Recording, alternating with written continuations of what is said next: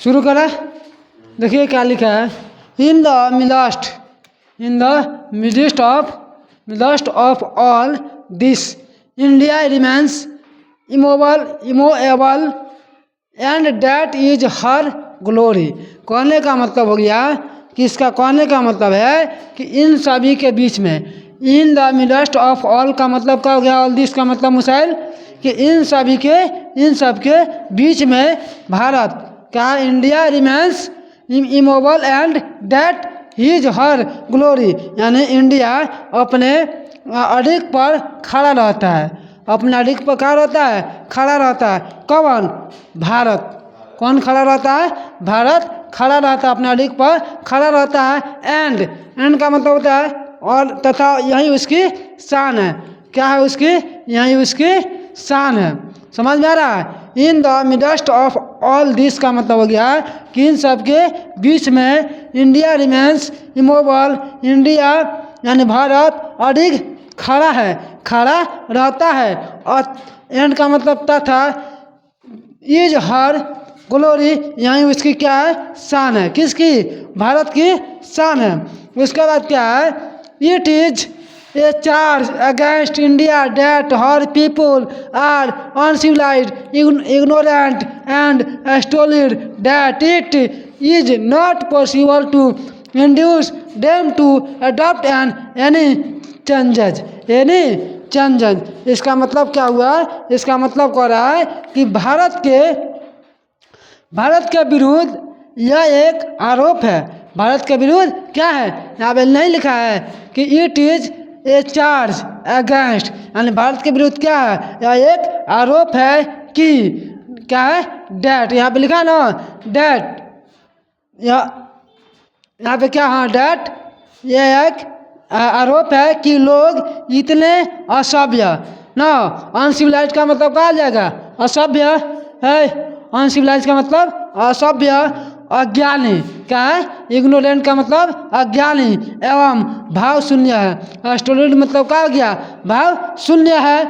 भाव शून्य है कि उन्हें किसी भी परिवर्तन को अपनाने हेतु प्रेरित करना असंभव नहीं है। उसे किसी भी तरीका से अपनाने हेतु क्या है, संभव नहीं है। उसके बाद क्या है, possible induce them to adopt any changes, यानी उसे किसी भी प्रकार से बदलने में संभव नहीं हो सकता है। फिर उसके बाद क्या है, it is a charge really against our, यानी वास्तव में क्या है, वास्तव में यह आरोप हमारे मूल्यों के विपरीत है। यह आरोप क्या है, हमारे मूल्यों के विपरीत है।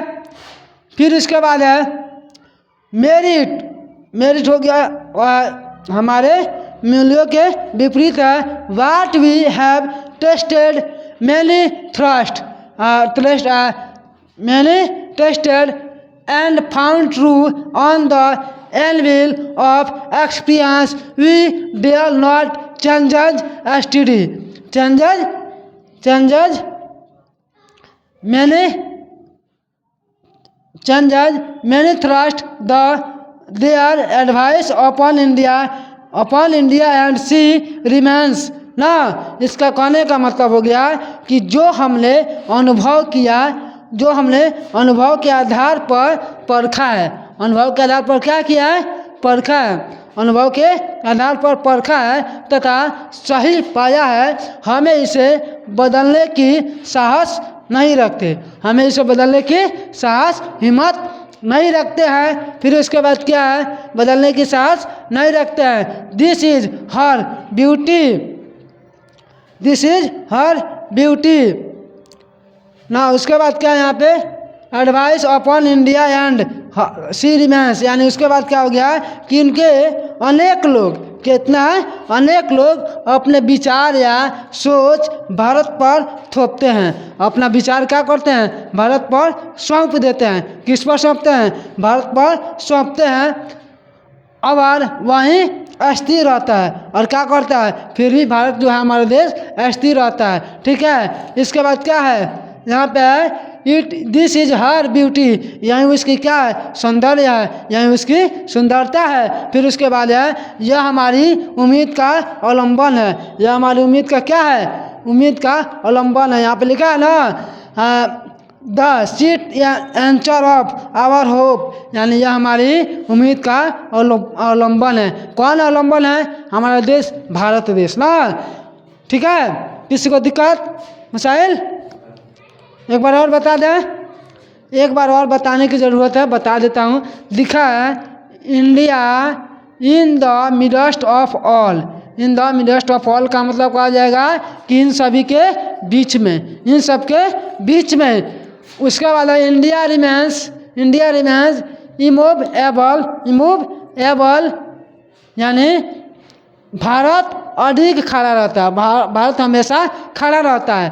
तथा, एंड का मतलब तथा, दैट इज हर ग्लोरी, यही उसकी क्या है, उसकी शान है। किसकी शान है, भारत देश की, हमारे देश की शान है कि किसी भी मुसीबत में भारत हमेशा खड़ा रहता है ना। फिर उसके बाद हो गया कि it is a charge against India that her people, India that her people are uncivilized, ignorant and stolid, that it is not possible to induce them to adopt any changes, adopt any changes का मतलब कोई बदलाव नहीं हो सकता है। देखो,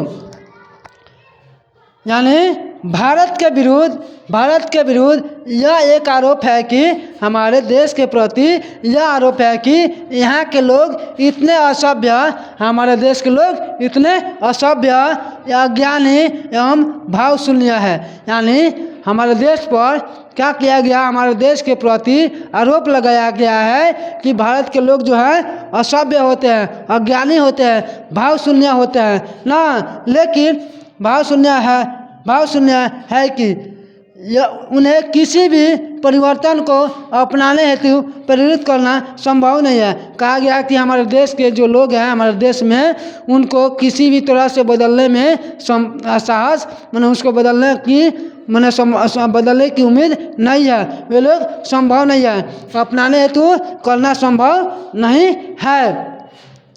देखिए, उसके बाद है संभव नहीं है। फिर उसके बाद है it is charge really against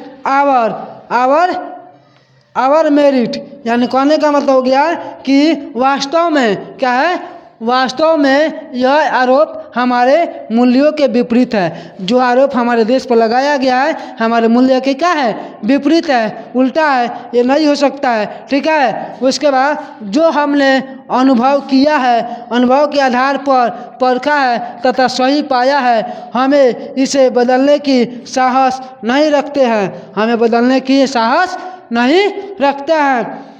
और अनेक लोग, कौन है, अनेक लोग अपने विचार या सोच को किस पर सौंप देते हैं, भारत पर सौंपते हैं, भारत पर थोपते हैं। ठीक है, और वह स्थिर रहता है। कौन, भारत स्थिर रहता है। ठीक है, और भारत स्थिर रहता है। ये there is her beauty, there is क्या है, हर ब्यूटी। ब्यूटी का मतलब क्या होता है, सुंदरता, सौंदर्य बोलो या सुंदरता बोलो, सुंदर बोलो। हमारे देश की यही क्या है, सौंदर्य है, हमारे देश की यही सुंदरता है कि कोई भी आदमी अगर ब्लेम लगाता है तो पहले हमारा देश पहले क्या करता है, सोचता है, समझता है, सोच समझ कर तब उसके बाद उस पर एक्शन लेता है ना।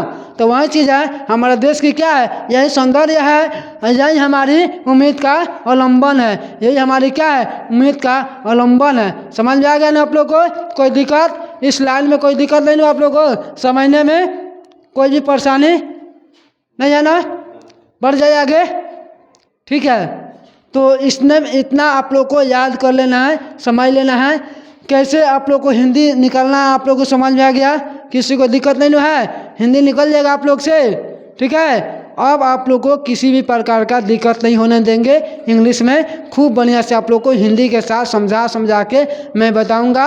हिंदी आप लोग को बिल्कुल समझ में आ जाएगा। आप लोग को ऐसे सिखा दूंगा कि किसी भी आप लोग एग्जाम में बैठिएगा तो इंग्लिश में दिया रहेगा तो आप लोग उसका अर्थ समझ के उसका आंसर बता सकते हैं ना। हमारे बिहार के लोग का मतलब बिहार के छात्रों की कमी क्या है कि इंग्लिश से डरता है लोग। क्यों डरता है? क्योंकि वो शुरू से अंग्रेजी नहीं पढ़ा रहता है, अच्छा नॉलेज नहीं मिल पाता है। वो अगर उसको शुरू से उसको नॉलेज दिया जाएगा तो इंग्लिश से वो नहीं पीछे हटेगा। सबको देखिएगा इंग्लिश में वो क्या हो जाता है, फेल हो जाता है। क्यों? क्योंकि इंग्लिश नहीं बताया जाता है ना। तो अब आप लोग को किसी को भी दिक्कत नहीं होने देंगे, किसी को भी समस्या ही नहीं होने देंगे। उसको मतलब बेहतरीन ढंग से बताएंगे। इंग्लिश का ऐसे बताऊंगा कि वो खुद इंग्लिश का अर्थ बता देगा, इंग्लिश में समझ जाएगा ये क्या लिखा है, इसका आंसर क्या होना चाहिए ना। तो आज मैं इतना ही पर रहने देता हूँ, ठीक है। फिर मैं कल मैं आप लोगों को इसके बाद में बताऊँगा आप लोगों को, ठीक है। तो आज के लिए रहने दे, चलिए ठीक है। फिर मिलेंगे हम लोग कल सेम टाइम पर।